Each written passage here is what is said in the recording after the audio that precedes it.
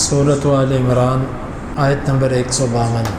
اعوذ باللہ السمیع العلیم من الشیطان الرجیم من حمزہ ونفخہ ونفثہ وَلَقَدْ صَدَقَكُمُ اللَّهُ وَعْدَهُ إِذْ تَحُسُّونَهُم بِإِذْنِهِ، البتہ تحقیق اللہ نے تم سے اپنا وعدہ سچ کر دکھایا جب تم انہیں اللہ کے حکم سے کاٹے جا رہے تھے۔ حَتَّى إِذَا فَشِلْتُمْ وَتَنَازَعْتُمْ فِي الْأَمْرِ، یہاں تک کہ جب تم پھسل گئے اور حکم میں تمہیں ایک دوسرے سے اختلاف کرنے لگے۔ وَعَصَيْتُم مِّن بَعْدِ مَا أَرَاكُم مَّا تُحِبُّونَ، اور تم نے نافرمانی کی اس کے بعد کہ اس نے تمہیں وہ دکھا دیا جو تم پسند کر رہے تھے۔ مِنكُم مَّن يُرِيدُ الدُّنْيَا وَمِنكُم مَّن يُرِيدُ الْآخِرَةَ، تم میں سے کچھ دنیا چاہتے تھے اور کچھ آخرت۔ ثُمَّ صَرَفَكُمْ عَنْهُمْ لِيَبْتَلِيَكُمْ، پھر اس نے تم کو ان مشرکوں سے پھیر دیا تاکہ وہ تمہیں آزمائے۔ وَلَقَدْ عَفَا عَنْكُمْ، اور البتہ تحقیق اس نے تم سے درگزر کیا۔ وَاللَّهُ ذُو فَضْلٍ عَلَى الْمُؤْمِنِينَ، اور اللہ تعالیٰ ایمان والوں پر فضل کرنے والا ہے۔ پھر جنگ احد کا دوبارہ تذکرہ۔ اللہ نے تم سے اپنا وعدہ پورا کر دکھایا۔ اللہ نے کہا تھا کہ تمہیں مدد ملے گی اور مدد آئی۔ اسی لیے تو تم جب جنگ شروع ہوئی تم انہیں کاٹے جا رہے تھے، تم نے مشرکین کو ان کی صفوں کو چیر کے رکھ دیا، اور ایسی بھگدڑ مچی ان کے اندر، ان کے پاؤں ایسے اکھڑے کہ وہ ٹک نہ سکے تمہارے سامنے۔ اللہ نے تو وعدہ پورا کر دیا اپنی مدد کا۔ یہ آیت مبارکہ دلیل ہے کہ احد کے موقع پر بھی اللہ کی مدد آئی تھی، لیکن اس کے بعد جب صحابہ کرام سے یہ اعمال سرزد ہوئے جس سے منع کیا گیا تھا تو اللہ کی مدد کٹ گئی۔ یہاں سے یہ بات سمجھ آتی ہے کہ جب اللہ کی نافرمانی ہو جائے تو اللہ کی مدد کٹ جاتی ہے۔ یہاں سے ایک مسئلہ توجہ سے سمجھیے کہ ہم اکثر سمجھتے ہیں کہ اگر بسم اللہ پڑھ کے گھر میں داخل ہوئے تو شیطان گھر میں داخل نہیں ہوتا، صبح شام کے اذکار کر لیے تو کوئی ضرر نہیں پہنچتا، اور جتنے بھی اذکار ہیں وہ کر لیے جائیں تو کچھ نہیں ہوتا۔ لیکن اذکار کے باوجود ہمارے ساتھ وہ کچھ ہوتا ہے جن سے بچنے کے لیے اذکار کرتے ہیں۔ اس کی وجہ پہ کبھی غور کیا؟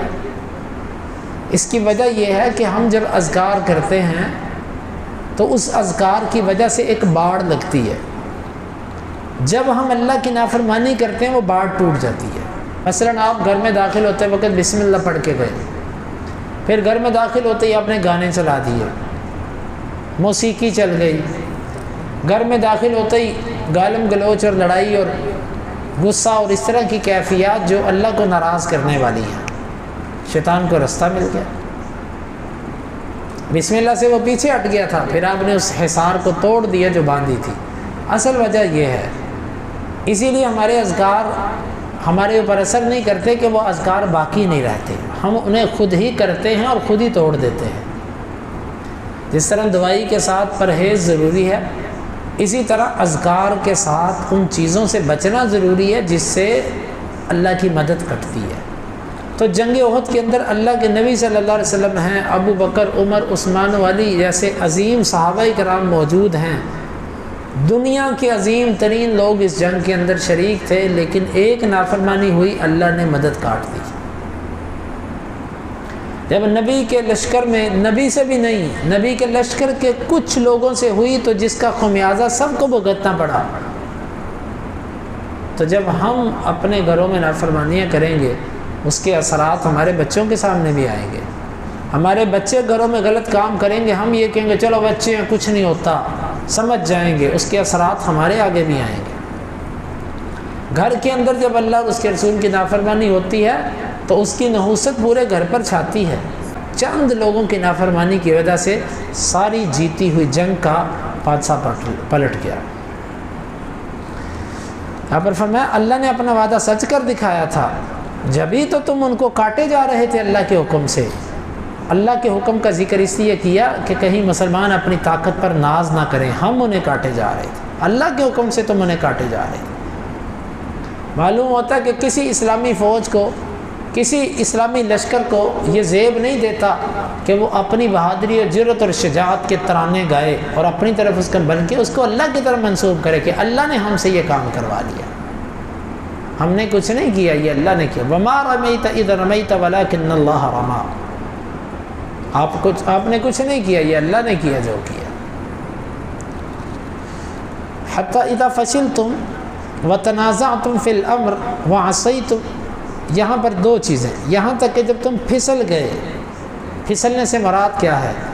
انسان جب تک اللہ کی اطاعت کرتا ہے وہ اوپر ہوتا ہے، جب وہ نافرمانی کرتا ہے تو وہاں سے پھسلتا ہے، پھر نیچے آ جاتا ہے۔ گویا کہ ہر انسان اس وقت تک بلندیوں پر ہوتا ہے جب تک وہ اللہ کی اطاعت میں ہوتا ہے، اللہ کی نافرمانی کر کے وہ پھسل جاتا ہے۔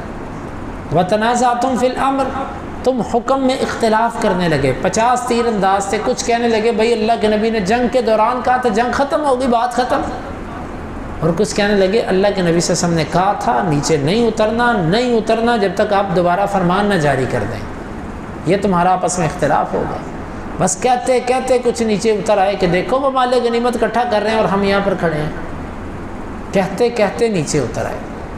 حتی اذا فشلتم وتنازعتم فی الامر، اس سے معلوم ہوا کہ آپس کے تنازع، آپس کے جھگڑے اور اختلافات بھی اللہ کی مدد کے کٹنے کا باعث ہوتے ہیں۔ جہاں پر لڑائیاں جھگڑے بہت زیادہ ہوں، ایک دوسرے سے اختلافات بہت زیادہ ہوں، وہاں پر بھی اللہ کی، آج امت مسلمہ پر اللہ کی مدد کیوں نہیں؟ واللہ جتنی مظلوم امت مسلمہ آج ہے شاید ہی اس سے پہلے کسی دور میں ہو، اللہ کی مدد نہیں آ رہی۔ اس کی وجہ کیا ہے؟ کہ اختلاف ہے، اللہ کے رسول اور اللہ اور اس کے رسول کے حکموں کی نافرمانی ہے، آپس میں فرقہ واریت ہے، آپس میں لڑائی جھگڑے ہیں، اللہ کی مدد نہیں آئے گی۔ وَعَصَيْتُم مِّن بَعْدِ مَا أَرَاكُم مَّا تُحِبُّونَ، تم نے نافرمانی اس وقت کی جب اللہ تمہیں وہ چیز دکھا چکا تھا جو تمہیں پسند تھی۔ کیا؟ فتح۔ تم نے واضح فتح کے آثار دیکھ لیے کہ دشمن بھاگ گیا، لیکن تم نے ایک نبی کی نافرمانی کی کہ نیچے اتر آئے، ایک نافرمانی۔ تو جہاں ڈھیروں نافرمانیاں ہوں اس جہاد میں اللہ کی مدد کیسے آتی ہے؟ اللہ کی مدد جہاد سے کٹ جاتی ہے جب اللہ کی نافرمانی ہو، اس کے رسول کی نافرمانی ہو، ایک نافرمانی سے بھی۔ منکم من یرید الدنیا ومنکم من یرید الآخرہ، تم میں سے کچھ دنیا چاہتے تھے اور کچھ آخرت۔ اب یہاں سے اس آیت کو پکڑ کے اگر کوئی صحابہ پر طعن کرنا شروع کر دے، لو جی وہ تو دنیا والے تھے، اللہ کا قرآن کہتا ہے کچھ تم میں سے دنیا چاہتے تھے، تو ایسے شخص کو یہ کہا جائے گا کہ اللہ نے آگے فرمایا وَلَقَدْ عَفَا عَنْكُمْ، اللہ نے تم سے درگزر کیا، تم کو معاف کر دیا۔ وہ دنیا چاہتے تھے کہ نہیں چاہتے تھے، اللہ نے معاف کر دیا۔ تم کون ہوتے ہو؟ جس طرح عبداللہ بن عمر رضی اللہ عنہ کے بارے میں ایک آیا، کہتا کہ عثمان رضی اللہ عنہ احد کے اندر بھاگے تھے؟ کہا ہاں۔ کہتا اللہ اکبر، لمبی حدیث ہے، اس نے 3 باتوں کا ذکر کیا، اللہ اکبر۔ کہا کہ سن، تو کہتا ہے کہ عثمان رضی اللہ عنہ احد کے دن بھاگ گئے تھے، اللہ کہتا وَلَقَدْ عَفَا عَنْكُمْ، اللہ نے ان کو معاف کر دیا۔ اللہ تو معاف کر رہا ہے لیکن تو معاف نہیں کر رہا، اللہ نے معاف کر دیا، یہ معاف نہیں کر رہا۔ ہر صحابی کا ایک اعزاز ہوتا ہے جس میں وہ منفرد ہوتا ہے دوسروں سے۔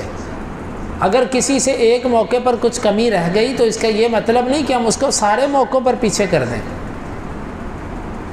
اللہ نے تو معاف کر دیا لیکن یہ لوگ معاف کرنے کے لیے تیار نہیں ہیں۔ تم میں سے کچھ دنیا چاہتے تھے، یہ اس وقت کی بات ہے۔ اب اگر کوئی نام لے کر کہے کہ فلاں فلاں دنیا چاہتا تھا تو وہ تہمت لگائے گا ان کے اوپر۔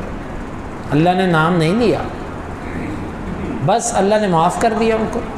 اور تم میں سے کچھ دنیا چاہتے تھے، ثم صرفکم عنہم لیبتلیکم، پھر اللہ نے تم کو ان سے پھیر دیا، تم ان کے اوپر غالب تھے، اللہ نے تمہیں پھیر دیا ان سے، پھر وہ تم پر غالب آ گئے۔ کیوں؟ لیبتلیکم، کہ اللہ تمہیں آزمائے۔ سے معلوم ہوتا ہے جب اللہ کی نافرمانی آتی ہے پھر کایا پلٹ جاتی ہے، پھر اللہ تعالیٰ چکی الٹی گھومتی ہے، اللہ تعالیٰ پھر مسلمانوں کو ان سے پٹواتا ہے، مسلمان مار کھاتے ہیں۔ پھر واللہ ذو فضل علی المؤمنین، اللہ ایمان والوں پر بڑا فضل کرنے والا ہے، یہ اللہ کا فضل ہے، اس نے پھر معاف کر دیا۔ اللہ رب العالمین سے دعا ہے اللہ تعالیٰ اس آیت مبارکہ کو سمجھنے کی اور عمل کی توفیق عطا فرمائے۔